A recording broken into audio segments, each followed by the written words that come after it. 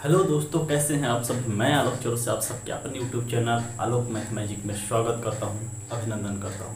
दोस्तों, जैसे कि मैंने बात किया था कि नंबर सिस्टम के अंतर्गत मैंने दो वीडियो अपलोड किया था।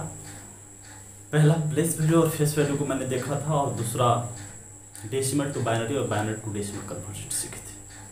तो आज हम नंबर सिस्टम के अंतर्गत हम नंबर ऑफ क्लासिफिकेशन की बात करेंगे। नंबर सिस्टम में हम नंबर ऑफ क्लासिफिकेशन की बात करेंगे। क्या होती है संख्या, संख्या आधारित प्रश्न क्या बनते हैं, सारी चीज़ें हम जानेंगे कि संख्या क्या होती है। ठीक है। समिश्र संख्या में मैंने तोड़ा कि कम्प्लेक्स नंबर की वास्तविक संख्या एक रियल नंबर कहते हैं, इसको काल्पनिक संख्या कहते हैं। इसके अंतर्गत मैंने जो भी सोच लिया वही काल्पनिक संख्या है। आपके ऊपर मेरे ऊपर है कि क्या आप सोचते हैं संख्या के बारे में, वही काल्पनिक संख्या।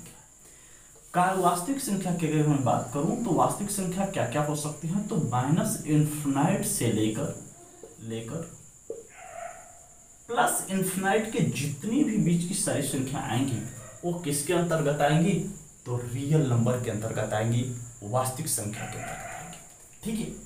अब इसकी मैं क्लासिफिकेशन की बात करूं तो इसकी क्लासिफिकेशन दो प्रकार से की जाती है। पहला अगर मैं बात करूं तो दशमलव,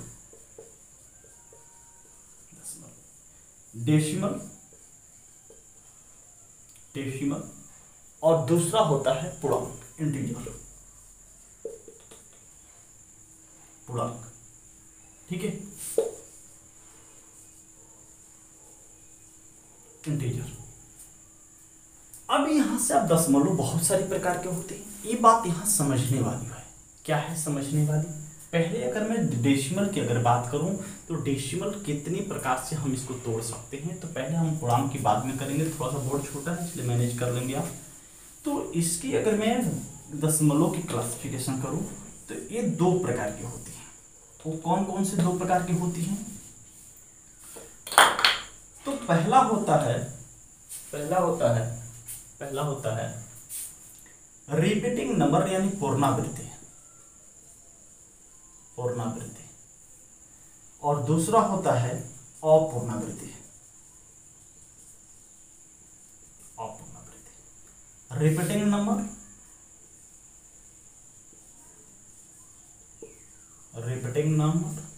non repeating number. Repeating number, non repeating number. मैंने क्या कहा, वास्तविक संख्या में दो क्लासिफिकेशन किया, एक दशमलव एक इंटीजर। दशमलव की में बहुत सारे दशमलव होते हैं, तो दशमलव में कुछ संख्या ऐसे आपको देखेंगे जो रिपीटिंग मिलेंगे और कुछ ऐसे दशमलव मिलेंगे जो नॉन रिपीटिंग होंगे। बात ऐसे समझ, यहाँ पे बातें समझने वाली है और यहाँ से उठते हैं सवाल टेट सुपर टेट में खास करके। देखिए, पुनरावृत्ति कहने का मतलब आप पहले समझ लें कि पुनरावृत्ति होती क्या है, क्या होती है पुनरावृत्ति। तो पुनरावृत्ति के जैसे मैंने कहा कि 10/3, तो 3.33333 डॉट। तो यही जो दशमलव की बात जिस संख्या की बार बार आना ही रिपीटिंग कहलाता है। क्या कहलाता है? रिपीटिंग कहलाता है। और वह रिपीटिंग एक अंक की भी हो सकती है, दो अंक की भी हो सकती है, तीन अंक की भी हो सकती है, कुछ भी हो सकता है, ये ध्यान दें। तो रिपीटिंग ये नंबर जब हैं तो ये रिपीटिंग नंबर, जैसे मैंने रिपीटिंग क्या क्या हो सकती है, तो दशमलव 6666 डॉट डॉट, दशमलव 535353 डॉट डॉट, दशमलव 34535 डॉट डॉट। ये सारे के सारे क्या हैं? रिपीटिंग नंबर है। ये क्या है? रिपीटिंग नंबर है, रिपीटिंग नंबर है। ठीक है। अब देखिए यहां से, तो एक बात यहां से आपको ये ध्यान रखना होगा कि जो नंबर रिपीटिंग होती हैं उसको टर्मिनेट भी कहा जाता है। टर्मिनेट कर सकते हैं, रोका जा सकता है। रोकने के लिए कुछ नियम है, कानून है। वो नियम कानून क्या है? तो जैसे मैं कहूं कि क्या मैं इसको रोक सकता हूं, टर्मिनेट कर सकता हूं, समाप्त कर सकता हूं, ब्रेक कर सकता हूं, तो आप कहेंगे कि हाँ सर कर सकते हैं, लेकिन कुछ नियम। क्या नियम है? तो मैं इतना डॉट डॉट ना लिखकर ये हम कह सकते हैं कि 0.6 के ऊपर मैं बार लगा दूंगा। क्या लगा दूंगा? बार। इसका मतलब ये हुआ कि दशमलव के बाद 6 के ऊपर बार लगा दे, इसका मतलब 6 की रिपीट बार बार आ रही है। बातें क्लियर है? उसी प्रकार यदि यहाँ पे देखिए 5353 के रिपीटिंग है, मैं इतना न लिख करके डॉट डॉट डॉट, तो ये मैं कह सकता हूँ कि इसको हम 53 और दोनों के ऊपर बार लगा दूंगा। इसका मतलब कि 535353 की क्या हो रही है, तो मैंने यहीं पे रोक दिया इसको। किस प्रकार से रोका, ऊपर उसके बार लगा के, तो यहाँ लगा दिया तो 345 बार लगा दिया, ये मैंने रोक दिया। तो यहां से मैं बताना ये चाह रहा हूं, मैं ये बोल रहा हूं कि जो संख्या रिपीटिंग होती हैं उसको रोका जा सकता है, और जो संख्या रिपीटिंग होती है रोका जा सकता है, तो वह एक रेशनल नंबर के श्रेणी में भी आता है। ये बात आप ध्यान रखेंगे कि जो संख्या रिपीटिंग होती हैं उसको टर्मिनेट भी किया जा सकता है, और वह साथ साथ वह रेशनल नंबर भी कहलाते हैं। चीजें क्लियर हैं, बोले? तो अब देखिए यहां से, जब वो रिपीटिंग नंबर है, क्या है, रिपीटिंग नंबर है, तो ऐसे नॉन रिपीटिंग में क्या आएंगे, तो नॉन रिपीटिंग की अगर मैं बात करूं तो 10 1 2 3 4 5 6 7 8 9 2 5 4 5 6 ऐसा। तो यहां पे आपको कोई सीरीज दिखाई दे रही है, 9 तक गया मैंने रिपीट, तो 9 के बाद कोई ऐसा रिपीट दिखाई दे कि फिर 1 आना चाहिए, फिर 2 आना चाहिए, 3 आना चाहिए, 4 आना चाहिए, ऐसे आना चाहिए। तो यहाँ पर रिपीटिंग हमको दिखाई नहीं दे रही है, इसलिए यह किसके श्रेणी में आएगा, नॉन रिपीटिंग। तो अब यहाँ पर रेशनल नंबर नहीं कहलाएगा। क्यों नहीं कहलाएगा, कि इसको हम रोक ही नहीं सकते हैं, टर्मिनेट ही नहीं कर सकते हैं, इसको हम समाप्त नहीं कर सकते। यहाँ पर तो मैंने रोक लिया, किस हिसाब से रोका भाई, ऊपर बार लगा के। यहाँ पे इसको मैं नहीं रोक सकता हूं, इसलिए यह रेशनल नंबर की श्रेणी में नहीं आएगा। बात समझ पा रहे हैं? तो यहां से दशमलव में दो प्रकार के रिपीटिंग, नॉन रिपीटिंग। रिपीटिंग क्या होती है, ये आपको ये अलग से चैप्टर पुनरावृत्ति पढ़ना है, वहां पे हम सारी चीज जानेंगे कि इसको हटाने के लिए हम कैसे क्या करते हैं। ठीक है, तो वो चीज हम देखेंगे। यहाँ पे संख्या के बारे में पढ़ रहा हूँ, दो चीज पहले आप जान ले कि क्या होती है संख्या। यहाँ पे पुनरावृत्ति नॉन रिपीटिंग नंबर क्या होती है, ठीक है। अब बात कर लेते हैं, रफ कर रहा हूं मैं, नोट करना चाहते हैं नोट कर सकते हैं इसको, ठीक है। रफ कर रहा हूं मैं। संख्या के क्लासिफिकेशन मैंने दो किया था, एक दशमलव और एक इंटीजर पूर्णांक। इंटीजर में अभी डेसिमल में हमने जान लिया कि डेसिमल में क्या क्या बातें होती है। इंटीजर की मैं बात करता हूं। इंटीजर में की क्लासिफिकेशन हम तीन प्रकार से कर सकते हैं। वो तीन प्रकार से कौन कौन से होंगे, तो एक होता है पॉजिटिव इंटीजर, पॉजिटिव पूर्णांक, पॉजिटिव धनात्मक पूर्णांक, धनात्मक पूर्णांक। दूसरा होता है निगेटिव, ऋणात्मक पूर्णांक।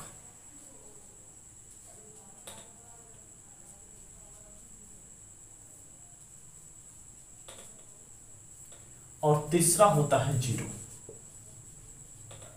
ठीक है, अब एक बात कर लें, इसके अंतर्गत मैंने रियल नंबर के अंतर्गत ये कहा था कि ये माइनस इन्फिनाइट से लेकर प्लस इन्फिनाइट की जितनी भी बीच की संख्या होती हैं वो रियल नंबर के अंतर्गत आती है। और डेसिमल हमने जाना, डेसिमल दो प्रकार के, रिपीटिंग, नॉन रिपीटिंग। पूर्णांक इंटीजर की मैंने बात किया तो एक प्लस इंटीजर, नेगेटिव इंटीजर और एक मैंने शामिल किया जीरो। तो पॉजिटिव इंटीजर के अंतर्गत क्या क्या बातें आएंगी, तो ये पॉजिटिव इंटीजर के अंतर्गत 1 से ले 1 2 3 4 यानी जितने भी प्लस वाले केसेस हैं पॉजिटिव इंटीजर चले जाएंगे। निगेटिव इंटीजर क्या होगा, तो माइनस इन्फिनाइट से लेकर -2 -1 डॉट डॉट, ये सारे क्या आ जाएंगे, निगेटिव इंटीजर। जीरो की अगर मैं बात करूं, जीरो तो एक बहुत समस्या खड़ी होकर देती है। बहुत सारे लड़कों को इसमें डाउट रहता है कि जीरो कौन सी संख्या है। ठीक है, तो जीरो एक पूर्णांक तो है, पूर्णांक तो है, लेकिन इसकी कंडीशन है कि एक सम संख्या भी है। तो कभी भी अगर ये आपसे पूछा जाए कि जीरो निम्नलिखित में से कौन सी संख्या, जीरो कौन सी संख्या है, तो zero is a even integer. Zero is a even integer यानी जीरो एक क्या है, सम पूर्णांक है। पूर्णांक तो है लेकिन उसके साथ साथ सम है। तो कभी अगर ऑप्शन में आप कहते हैं कि जीरो क्या कौन सी संख्या होती है, ऑप्शन में अगर दे दे पूर्णांक संख्या, सम पूर्णांक संख्या, सम संख्या, तो सीधा सीधा हमारे वहां पे इवन इंटीजर। समझ रहे बातों को? तो ये आज के बाद ध्यान रखिएगा कि जीरो कौन सी संख्या है। आगे चलता हूं, मैं रफ कर रहा हूं।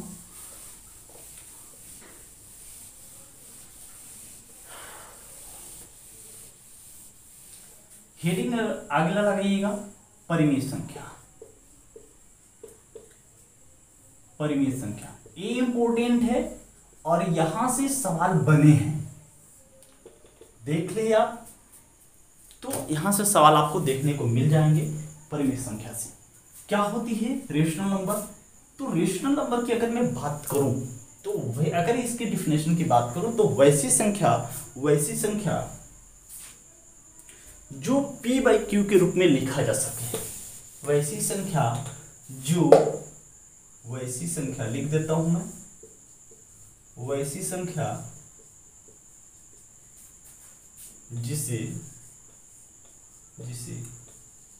p बाई क्यू के रूप में लिखा जा सके, p बाई क्यू के रूप में क्या किया जा सके? लिखा जा सके, जहां q बराबर नॉट इक्वल टू जीरो, यानी कभी भी q के बराबर जीरो नहीं होनी चाहिए, हर में संख्या में जीरो नहीं होनी चाहिए, ये ध्यान। जैसे एग्जाम्पल 2/3, 5/7, 2, 3, ये सारे के सारे क्या हैं? रेशनल नंबर है। बात है यहां से, बात ये कोई मैनर नहीं रखता है कि इसका डिफिनेशन आपको याद है या नहीं याद है। मैनर ये रखता है कि इस पे जो आप सवाल बनते हैं क्या कैसे बनते हैं। जैसे कि आपको ये दे देगा कि दो संख्याओं के बीच परिमेय संख्या ज्ञात करें। जैसे आप हेडिंग लगा लेंगे ए और बी के बीच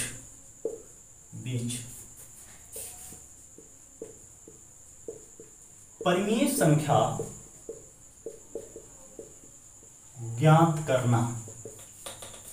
ए और बी के बीच परिमेय संख्या ज्ञात करना कैसे ज्ञात करेंगे? तो सीधा सीधा आप ध्यान रखें, a प्लस बी बाई 2 या a के प्लस बी बाई के प्लस 1, जहां के बराबर 1 2 3 4 5 6 डॉट। ये ध्यान रखें। जैसे मैंने कहा कि फार्मूला मेन आपका ये है, जैसे मैंने कहा कि ए और बी के बीच परिमेय संख्या ज्ञात करना, तो जो भी संख्या दी गई थी उनको मैं जोड़ूंगा और 2 से भाग करूंगा। तो अगर एक की बात कहा जाएगा तो सीधा सीधा हम दोनों को जोड़ेंगे और 2 से भाग कर देंगे, वो मेरा निकल के क्या आएगा? रेशनल नंबर, एक रेशनल नंबर। लेकिन एक से अधिक पूछ दे, जैसे ऐसे सवाल आ जाते हैं कि 2 संख्या दे देगा और बोल देगा कि इसमें 5 परिमेय संख्या ज्ञात करें, 9 परिमेय संख्या ज्ञात करें, 7 परिमेय संख्या ज्ञात करें, उस केसेस में आप फंस जाते हैं। ठीक है, तब देखिए कैसे हम करेंगे इस सवाल को। एक छोटा सवाल के माध्यम से मैं समझाता हूँ। यहां से मैं रफ कर रहा हूं मेरे पर। जैसे मैं क्वेश्चन लिया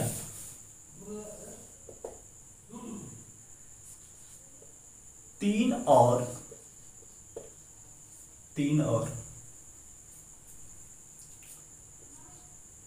7 के बीच, 3 और 7 के बीच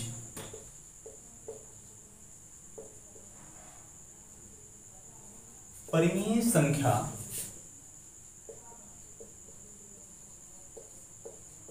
ज्ञात करें। तो कुछ नहीं करेंगे हम, 3 प्लस 7 बटे में कितना, यानी 10 बटे कितना, बोले तो 5। समझ रहे बात को? लेकिन बाय चांस अगर ऑप्शन में आपके पास 5 दिखाई न दे ऑप्शन में आपके पास 5 दिखाई न दे तो उस केसेस में आपको परेशान नहीं होना। एक मत समझिएगा कि 3 और 7 के बीच केवल एक ही परिमेय संख्या है, नहीं, बहुत सारी परिमेय संख्या होती हैं। इसलिए 5 ऑप्शन पे हिट ना कर करके हो सकता है, मैंने क्यों लिखा हूं, देखो ये मैंने क्यों लिखा, क्योंकि यहां से मैंने जो k का मान रखा है ना 1 रखा है, k की वैल्यू 1 लेके चलो। तो जब k की वैल्यू 1 यहाँ पे रखेंगे तो देखो a प्लस b और बटे में 2 हो जाएगा। इसीलिए जब सिंगल अगर परिमेय संख्या की अगर बात करेगा तो ये फॉर्मूला आप लगाते आराम से, इसलिए मैंने शॉर्ट कर दिया कि ये दोनों को जोड़ेंगे 2 से भाग करेंगे ताकि आपको आराम से। लेकिन अगर एक से अधिक परिमेय संख्या जब भी निकालने की बात आ जाए तो हम k की वैल्यू को बढ़ा लेंगे, 2 रखेंगे, 3 रखेंगे, 4 रखेंगे, 5 रखेंगे, सब रखेंगे। समझ रहे बातों को? तो उसी प्रकार 2 और 5 के बीच परिमेय संख्या ज्ञात करें। तो 2 और 5 के बीच परिमेय संख्या ज्ञात करें तो आप वो भी काम कर सकते हैं कि जैसे मैंने कहा, ठीक है, या ये काम और कर सकते हैं। जैसे हमने कहा कि वहां पे आप निकालेंगे, जैसे यहां से मैंने कहा कि दोनों को जोड़ देंगे और 2 से भाग करेंगे तो 7 बटे कितना हो जाएगा, 2 हो जाएगा। दूसरा मैंने कहा कि k की वैल्यू को बढ़ाते चले जाएंगे, यानी k बराबर अब 2 रख देंगे, प्लस 5 बचे में 2 प्लस 1 यानी 3 कर देंगे। वैसे ही अगर मैं कहूं तो 2 गुणे 3 कर देंगे और प्लस 5 कर देंगे, बटे में 3 प्लस 1 यानी 4 कर देंगे। तो इस तरह से हम कर लेंगे। लेकिन आप ध्यान दें कि इस तरह से चीज हम करते हैं तो वो जो मुझे लिखना होगा तो हर नंबर को ऐसे कैलकुलेट करना पड़ेगा जो टाइम बर्बाद करेगा मुझे। तो एक काम मेथड और अप्लाई क्या आपने, जैसे मैं कहूँ देखिए सीधा सीधा आप ये समझें कि a बराबर 2 दिया है, b बराबर 5 दिया है, n की जैसे मैंने 2 और 5 के बीच परिमेय संख्या ज्ञात करें तो एक नॉर्मल ऐसे रख लें, 2 और 5 के बीच 9 परिमेय संख्या ज्ञात करें। क्या ज्ञात करें? 9 परिमेय संख्या ज्ञात करें। और यहां पे n बराबर दिया है 9, ठीक है। तो अब यहां से एक मैं डिफरेंस निकालूंगा। अगर डिफरेंस निकाल लूंगा कि परिमेय संख्याओं के बीच की डिफरेंस एक कोई सेम होगी तो वहां पे मैं आराम से कर सकता हूं, 9 पूछे, 7 पूछे, 15 पूछे, जितना भी निकालने को कहे मैं निकाल सकता हूं। तो मैं एक डिफरेंस निकाल, डिफरेंस बराबर क्या होता है, b माइनस 1 b माइनस ए बटे में n प्लस 1। ये जो आएगा वो डिफरेंस निकल के आएगा। क्या आएगा? डिफरेंस निकल के आएगा। कैसे मैं निकालूं? देखो यहां से, जैसे मैंने कहा कि 5 माइनस 2 बटे में n क्या है मेरा 9 प्लस 1 जोड़ देते तो ये हो जाएगा 3 बटे कितना 10। ये जो 3 बटे 10 आया वो d की वैल्यू आया। किसकी आई? d की वैल्यू। तो अब 3 बटे 10 जो है मैंने 2 में जोड़ दूंगा, यानी 2 प्लस 3 बटे 10 तो आएगा 23 बटे 10। इसके बटा में कुछ नहीं तो 1 है, 23 बटे 10। अब ये 23 बटे जब 10 हुआ तो 23 बटे 10 प्लस फिर मैंने 3 बटे 10 जोड़ूंगा क्योंकि ये तो डिफरेंस है, तो यानी 26 बटे क्या हो जाएगा 10।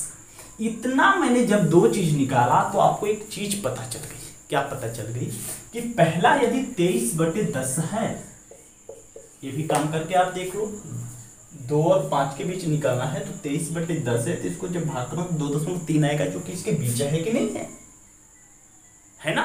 तो 23 बटे 10 कर दिया। अब आपको मुझे 9 परिमेय संख्या निकालना है तो पहला 23 बटे 10, 23 बटे 10 में जब मैंने 3 बटे 10 डिफरेंस निकाला था, जब मैंने जोड़ा तो 26 बटे 10 आया। तो 23 बटे 10 आ गया, दूसरा आ गया 26 बटे 10, तो तीसरा 26 और 3 29 बटे 10, 29 और 3 32 बटे 10, 29 और 3 32 बटे 10, 32 और 3 35 बटे 10, उसी तरह से 35 और 3 39, 35 और 3 38 बटे 10। 38 और 3 38 41/10, 41 3 44/10, 44 और 3 47/10। कितने हो गए? 1 2 3 4 5 6 7 8 9। 9 परिमेय संख्या मुझे निकालना था। 9 हमने परिमेय संख्या आराम से लिख दी। मैंने काम किया क्या? सिर्फ ये डिफरेंस निकाल। और जब डिफरेंस निकालने तो मुझे अब बार बार से हर नंबर को निकालने की जरूरत नहीं पड़ी मुझे। मैंने एक संख्या निकाला और आराम से मैंने लिखते चला गया। समझ रहे बातों को? तो अब यहां से मैंने देखा कि यदि 9 पूछा है तो मैंने 9 यहां से n की वैल्यू 9 रखा। 5 पूछेगा, 7 पूछेगा, जितना भी पूछे मैंने n की वैल्यू है। तो ये आप याद रखेंगे, ये डिफरेंस वाला ये पार्ट आराम से बिल्कुल कर सकते हैं। ठीक है, आगे चलते हैं। नोट कर लेंगे इसको आप। रफ कर रहा हूं।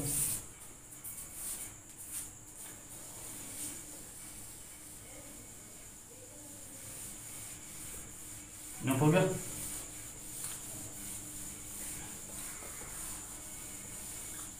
तो यहां से परिमेय संख्या आपने ज्ञात कर लिया। परिमेय संख्या के बाद अब निकालिए, अगला हेडिंग लगा लिया अपरिमेय संख्या। अपरिमेय संख्या क्या होती है? अपरिमेय संख्या इनरेशनल नंबर कहते हैं इसको। अपरिमेय वैश्विक करणी संख्या वह संख्या, करणी में दी गई वह सभी संख्या जो किसी संख्या का पूर्ण वर्ग न हो, यानी स्क्वायर न हो, ये हम कह सकते हैं। करणी में दी गई वह संख्या जो किसी संख्या का स्क्वायर न हो। जैसे मैंने कहा √2, ये किसी संख्या का स्क्वायर है, तो यह किसके श्रेणी में आएगा? अपरिमेय संख्या। √3, √4 क्या हो सकता है? कहीं नहीं हो सकता। क्यों नहीं हो सकता है भाई? तो यह 2 का स्क्वायर है, इसलिए यह नहीं हो सकता। √6 तो हाँ हो सकता है, एक किसी संख्या का पूर्ण स्क्वायर, स्क्वायर नहीं है। √8 हाँ हो सकता है। समझ रहे बातों को? तो ये सारे किसके अंतर्गत आएंगे? एक बात और ये ध्यान दें, 2√3 ये कौन सी संख्या है? तो ये तो परिमेय है, ये अपरिमेय है, तो इसको भी हम अपरिमेय ही कहेंगे। इसको भी हम क्या कहेंगे? अपरिमेय संख्या ही बोलेंगे। यानी हम ये कह सकते हैं कि परिमेय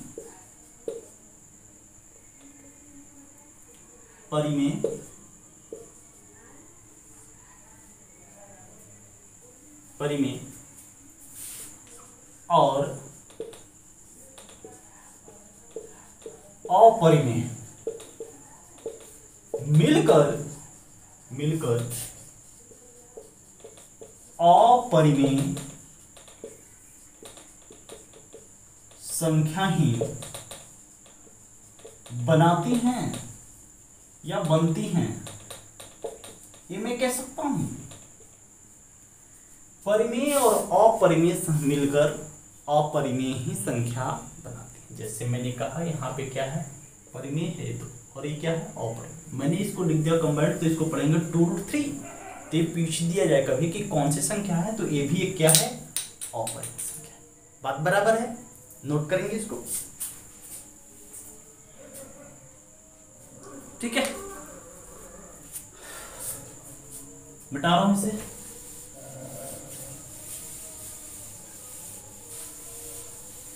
वाजी बोलते क्या नहीं हो? क्या बात है? देखो अगला टिक लगाना, भाज्य संख्या। भाज्य संख्या जिसको इंग्लिश में हम बोलते हैं कंपोजिट नंबर। कंपोजिट नंबर क्या होती है? भाज्य संख्या। ये भी इंपॉर्टेंट है, एक नंबर यहां से सवाल बन जाते हैं। जैसे यहां से देखो, यहां से छोटी सी बात आपसे पूछी जाती है। क्या पूछी जाती है? ठीक है, देखो इसके डेफिनेशन की अगर मैं बात करूं तो ये कह सकता हूं मैं कि वैसी संख्या जिसका एटलीस्ट 3 गुणनखंड हो। जैसे पहले की अगर मैं बात करूं, जैसे आप लिख सकते हैं कि वैसी संख्या जिसका कम से कम 3 फैक्ट जरूर हो। कितने फैक्ट? 3 फैक्ट जरूर। लिख लेंगे आप कि वैसी संख्या जिसके 3 फैक्ट हों। जैसे मैंने कहा, जैसे मैंने 2 को लिया तो 2 को बताओ आप इसके 3 फैक्ट हैं, तो कहोगे सर 1 से कटेगा, 2 से कटेगा, तीसरा कौन सा होगा? नहीं होगा। तो ये होगा नहीं होगा। क्यों नहीं होगा? क्योंकि इसके 3 फैक्ट हैं ही नहीं। क्लियर है? अब उसी प्रकार की अगर मैं 4 की बात करूं तो 4 का आप देख लो कि 1 से भी कटेगा, 2 से भी कटेगा, 4 स्वयं से भी कटेगा। बात समझ पा रहे हैं? तो ये 4 की एक खास बात है कि वह पहली पूछा जाता है कि पहली भाज्य संख्या कौन सी है। फर्स्ट कंपोजिट नंबर, पहली भाज्य संख्या लिख लेंगे। सीटेट टेट के लिए तो रामबाण है। पहली भाज्य संख्या कौन है? तो आप बोलोगे सर 4। फर्स्ट कंपोजिट नंबर कौन सी है? 4। ठीक है। जैसे 4 की मैंने क्या, 6 की अगर मैं बात करूं तो देख लो, 1 से कटेगा, 2 से कटेगा, 3 से कटेगा, 6। तो कम से कम ये 3 से ज्यादा हो कि नहीं हो, लेकिन कम से कम वो 3 फैक्ट होने चाहिए। समझ पा रहे हैं बात? कंफ्यूजन कहां होती है? कंफ्यूजन यहां होती है कि भाज्य संख्या के साथ साथ जब हम अभाज्य संख्या पढ़ते हैं। अब आए बताओ इसे, तो ये लिख लेंगे आप। और जीएस है, मैथ का जीएस है, ये बन बेटा कह लीजिए। ये सब आए तो अब ये सब याद रहे, जीएस की तरह हिट हो जाएगा। अगला हेडिंग लगा लेंगे आप, भाज्य के बाद अभाज्य संख्या। अभाज्य संख्या जिसको हम बोलते हैं प्राइम नंबर। क्या? Prime number. ये बहुत इंपॉर्टेंट है, खास करके आप लोग के लिए। किसी भी कॉम्पिटिटिव एग्जाम में आप देख लें, इसका यूज होता ही होता है, इसलिए ध्यान रखेंगे आप। देखिए यहां से, ठीक है। देखिए प्राइम नंबर क्या होती हैं, तो जैसे मैंने कहा कि भाज्य कंपोजिट नंबर में मैंने ये बोला कि वैसी संख्या जिसकी कम से कम 3 फैक्ट हों। तो आप ये भी कह सकते हैं इसका कि वैसी संख्या जिसका केवल और केवल 2 फैक्ट हो। केवल और केवल क्या हो? 2 फैक्ट। वो कौन कौन से? तो स्वयं और 1 के अलावा और किसी संख्या से न कटे। इसकी परिभाषा मैं और तरीके से दे सकता हूं कि वैसी संख्या जो केवल और केवल 1 और स्वयं के अलावा अन्य किसी संख्या से ना कटे। समझ रहे बातों को? जैसे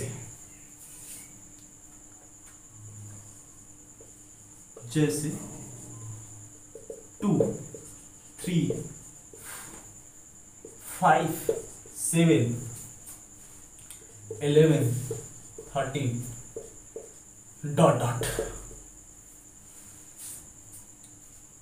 यानी पहला मैंने 2 को लिया तो यह देखो 1 से भी कटेगा, 2 से भी कटेगा, यानी 1 और स्वयं, 1 स्वयं, 1 स्वयं, 1 स्वयं। यहां पे मैंने देखा कि 7 के बाद 9 को नहीं लिया। क्यों नहीं 9 को लिया? क्योंकि 9 3 से भी कट जाएगा, इसलिए मैंने 9 को नहीं लिया। ठीक है, ये ध्यान रखें। तो 1m उस संख्या स्वयं के अलावा अन्य किसी संख्या से न कटे तो कह सकते हैं हम, या कम से कम उसके केवल और केवल 2 फैक्ट। बात समझ सकते हैं? अब यहां से जो सवाल आते हैं वो चीज बहुत समझते हैं। जैसे पहली बात आपसे ये पूछी जाती है, पहला आपसे ये पूछा जाएगा सबसे छोटी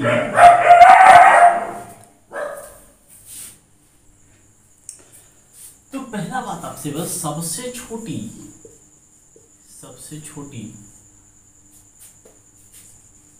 अभाज्य संख्या कौन है? तो आप बोलेंगे सर दो। दूसरी क्वेश्चन आपसे पूछा जाएगा, सबसे छोटी सम अभाज्य संख्या। तो आप बोलेंगे सर दो, क्योंकि दो एक ऐसा इकलौता बंधा है कि सम होने के साथ साथ यह प्राइम भी है, और इसमें कोई भी नंबर आप देख लें वह सम संख्या है, या कोई सारे के सारे क्या है, विषम है। तो ये कह सकते हैं कि क्या सभी अभाज्य संख्या विषम संख्या हो सकते हैं? तो आप कहेंगे सर हाँ हो सकते हैं, सिवाय सिर्फ दो को छोड़कर।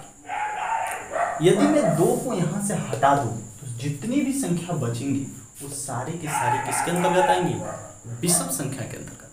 लेकिन क्या सभी विषम संख्या प्राइम नंबर हो सकती हैं?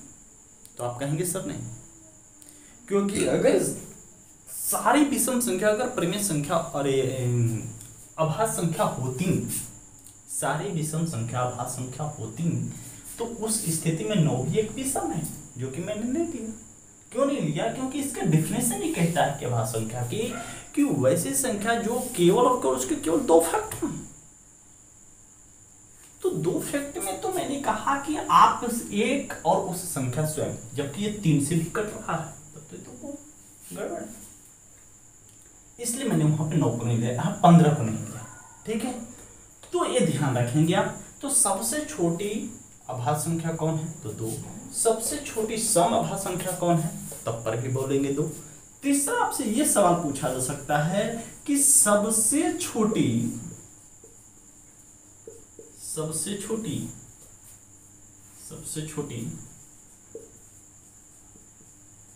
विषम अभाज्य संख्या,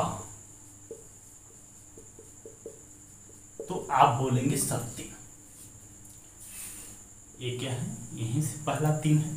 तो ऑर्डर नंबर की अगर बात करेगा, ऑड अभाज्य प्राइम नंबर, तो उस केसेस में हम क्या बोलेंगे? 3। लेकिन सबसे छोटी फर्स्ट प्राइम नंबर, पहली अभाज्य संख्या, फर्स्ट इवन प्राइम नंबर, या सबसे छोटी अभाज्य संख्या 2, सबसे छोटी सम अभाज्य संख्या तब पर भी 2, सबसे छोटी विषम अभाज्य संख्या तब बोलेंगे क्या? 3। बातें क्लियर है? उसी हिसाब से आप ये कह सकता है कि अब ये सारी जो चीजें बातें पूछी गई हैं, जैसे आपसे ये पूछ लेगा चौथा क्वेश्चन कि सबसे छोटी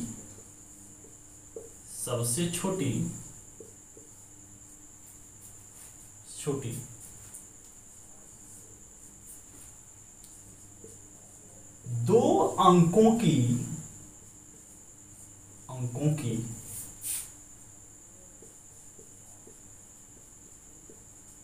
अभाज्य संख्या है,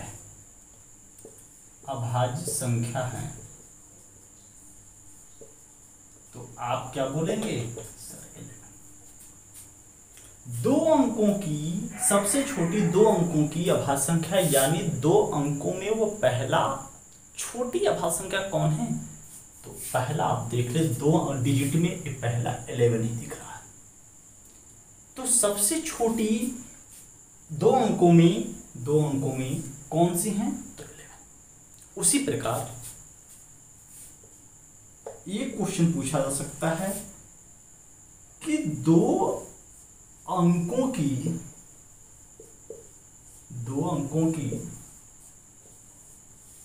सबसे बड़ी अभाज्य संख्या, सबसे बड़ी अभाज्य संख्या, तो आप क्या बोलेंगे? 97 के बाद कोई वैसा अभाज्य नंबर नहीं है सीधा आप 100 से ऊपर जाए, जो 100 से ऊपर जाएंगे तो 3 डिजिट में हो जाए। जब 3 डिजिट में है तो हमको चाहिए क्या, 2 डिजिट में। ये सारे सवाल आपसे पूछे गए हैं, ये सवाल ऐसे नहीं पूछे गए हैं, लेकिन ये सवाल ऐसे बन गए हैं कि आपसे ये पूछा गया है कि 2 अंकों की सबसे बड़ी अभाज्य संख्या लिखना चाहते हैं, आप लिख सकते हैं ये सवाल कि 2 अंकों की सबसे बड़ी अभाज्य संख्या एवं 2 अंकों की सबसे छोटी अभाज्य संख्याओं का अंतर ज्ञात करें। ये बात आपसे पूछी गई है, सवाल आप देखेंगे सेट में तो मिलेगा। ठीक है, तो 2 अंकों की सबसे बड़ी अभाज्य संख्या कौन सी है, तो 97, और छोटी अभाज्य संख्या कौन है, तो 11। जब घटाएंगे तो कितना होगा, समझ रहे बात हो। तो ये सारी चीजें आप ध्यान में रखेंगे। और क्या क्या यहाँ से बात पूछी जा सकती है अभाज्य संख्या से रिलेटेड, इस पे सवाल भी मैं कराऊंगा भी। ठीक है, मेरे बात कर रहा हूं ऊपर से। जैसे आपसे पूछ देगा कि 1 से लेकर के 100 तक की संख्याओं में कितनी अभाज्य संख्या होती हैं, इसे 100 तक की संख्याओं में कितनी अभाज्य संख्या होती है, तो इसका कोई न सूत्र है, आपको गिनने के सिवा कोई चारा नहीं है, ना इसका सूत्र बनाया गया किसी भी बुक में आप उठा के देखें। जैसे मैंने कहा कि 1 से लेकर के 10 तक में कितने अभाज्य हैं, तो आप गिनने के सिवा कोई चारा ही नहीं है। जैसे आपसे 1 से 10 तक मैं बोलूं तो आप पहला 2 होता है, 3 होता है, 5 होता है, 7 और 7 के बाद आप चले जाएंगे 11। तो 1 से 10 के बीच में कितने प्राइम नंबर, 4 प्राइम नंबर। कितने प्राइम नंबर, 4 प्राइम नंबर। तो वैसे भी आपसे बात पूछी जा सकती है कि 1 से 100 के बीच में कितने प्राइम, तो 25 अभाज्य संख्या होती है, 25 अभाज्य। 1 से 100 के बीच में 15 अभाज्य, 15 अभाज्य। 50 और 100 के बीच में 10 अभाज्य। 1 से 200 के बीच में 46 अभाज्य। ये सारी चीज ध्यान रखेंगे। 1 से 70 के बीच में 19 अभाज्य होती है। ये सारे क्वेश्चन किसी न किसी पैटर्न पे आप किसी भी तरफ से आपको घुमा फिरा करके आपको कोई भी सेट आप पर उठाते हैं, या टेट, सीटेट, सुपर टेट या एनटीपीसी के उठाते हैं, या पुलिस वगैरह के आप उठा ले, उत्तर प्रदेश पुलिस हो या कोई स्टेट की पुलिस, तो वहां पे सारे क्वेश्चन पूछे कहीं न कहीं पूछे गए, ये ध्यान रखें। अब जैसे मैंने यहाँ पे लिखवा दिया कि 1 से 100 के बीच में 25 अभाज्य संख्या होती है, आपसे पूछ ले कि 1 से 99 के बीच में कितनी अभाज्य होती हैं, तो भी हमारा 25 ही होगा। क्यों? क्योंकि बड़ी हमारे 97 है, तो 97 तक ही हमने गिने होंगे ना, तो 99 तक मैंने पूछा तब पर भी कहते होंगे 25 से ही अभाज्य संख्या होगी। समझ रहे बातों को। तो ये सारी चीज आपको, ये जीएस पॉइंट है, आप अभाज्य संख्या से रिलेटेड जो भी सवाल है आप यहाँ से लिख सकते हैं। ये सब याद कर लीजिएगा कि 1 से 100 तक में 25 अभाज्य संख्या, 1 से 50 में 15, 1 से 50 और 100 के बीच में 10, और 1 से 200 के बीच में 46, और 1 से 70 के बीच में 19 अभाज्य संख्या होती है। बातें क्लियर है? ये सारी चीजें आप नोट डाउन कर लेंगे, ठीक है। तो यहाँ से मैंने रेशनल नंबर जाना, इनरेशनल नंबर जाना, कंपोजिट नंबर जाना, भाज्य संख्या जाना, अभाज्य संख्या जाना। भाज्य अभाज्य के बाद एक नंबर आती है सहभाज्य, वो क्या होती है उसके बाद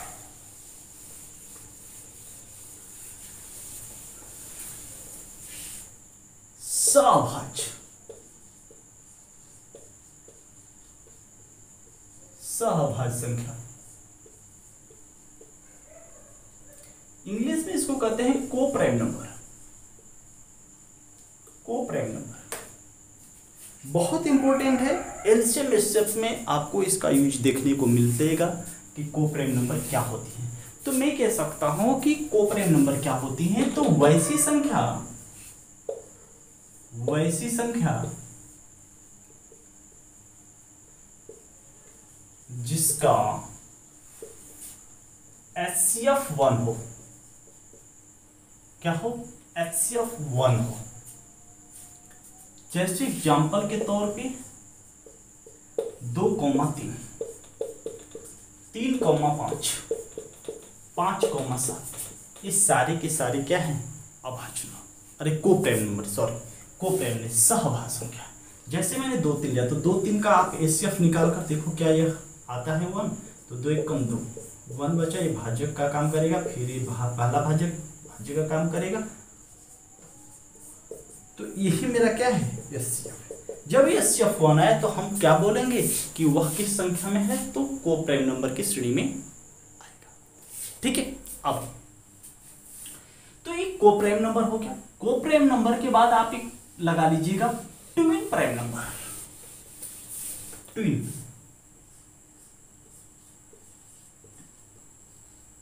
ट्विन प्राइम नंबर। इसका कभी कभी नाम जुड़वा अभाज्य संख्या, जुड़वा,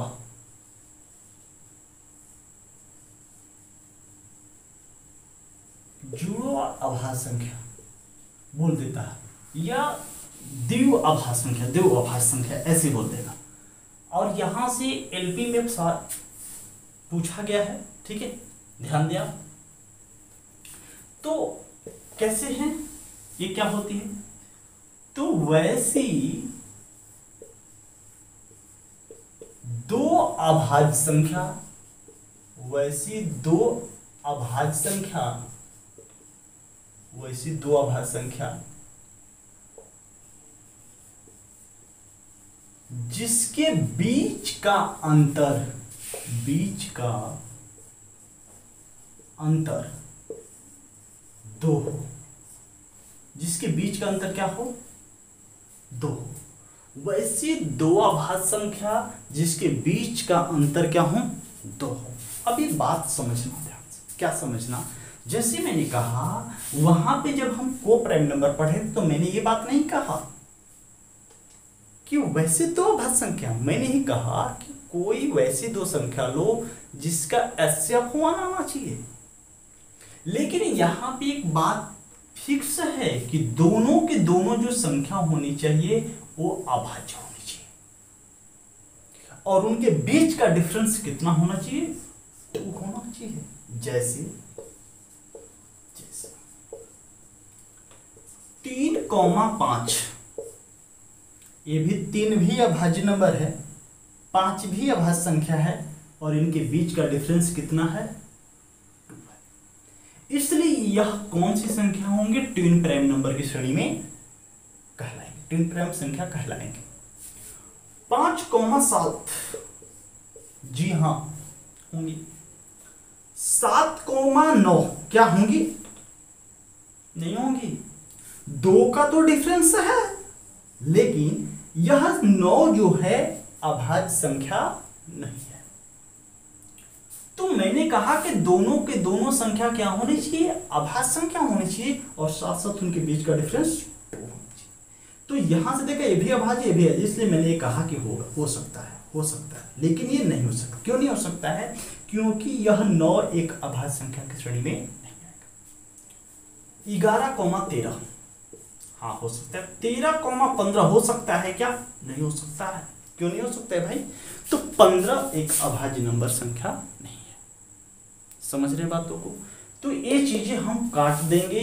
जहां भी आपको ऐसे संख्या समझ में आए, तो जैसे सवाल कैसे पूछा गया था, पूछ लिया गया था, 4 ऑप्शन ऐसे ही आपको दे दिया था।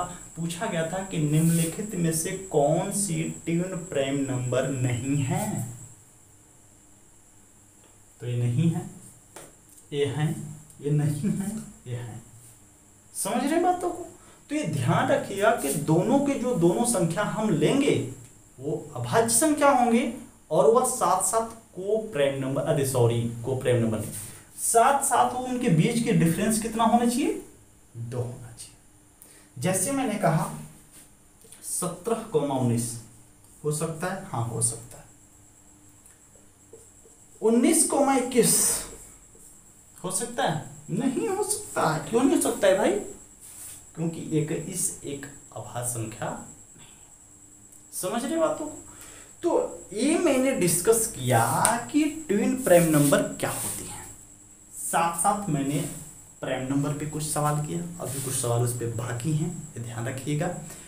तो और कोप्राइम नंबर को भी ध्यान रखिएगा कि कोप्राइम नंबर वहाँ पे आपको एलसीएम एचसीएम में बहुत हेल्प करेगा, और जब तक आप जानेंगे नहीं यहाँ पे छोटी छोटी बात, आप बेशक गलती करेंगे।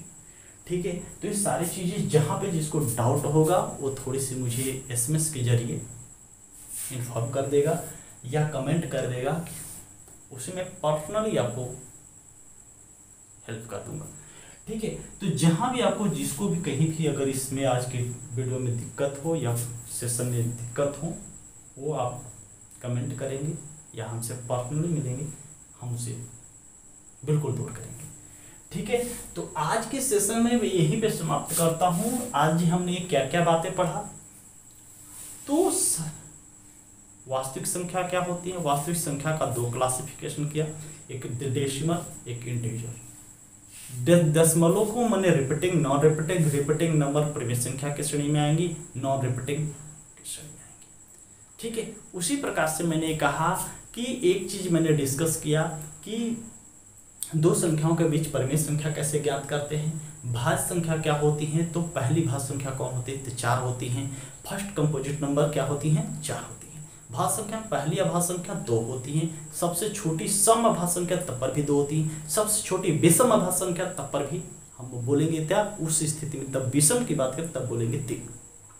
1 से 100 के बीच में 25 अभाज्य संख्या होती है, 1 से 50 के बीच में 15, और 1 से 50 और 100 के बीच में 10, और 1 से 200 के बीच में 46 अभाज्य संख्या होती है। ये सारे चीज हम एकदम जुबानी ऐसे याद करेंगे।